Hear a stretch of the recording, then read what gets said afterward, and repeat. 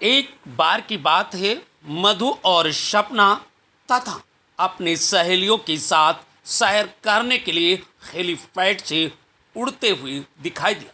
कहा कि चलो देश दुनिया का हम भ्रमण कर आते हैं।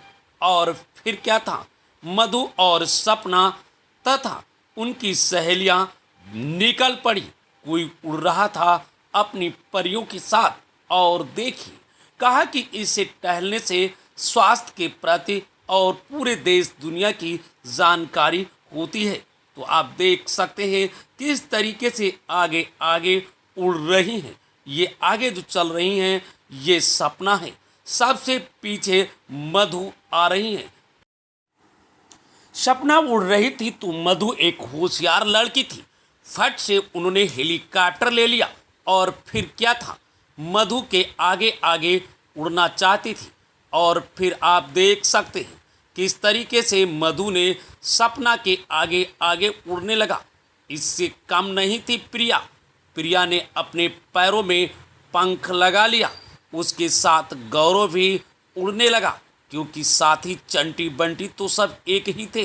उनके साथ कल्लो भी दौड़ पड़ी और प्रिया और कल्लो और सभी लोग दौड़ पड़े।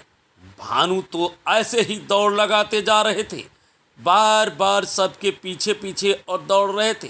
अब हम तो लगता नहीं पहुंच पाऊंगा, परंतु मैं किसी से डर नहीं रहा।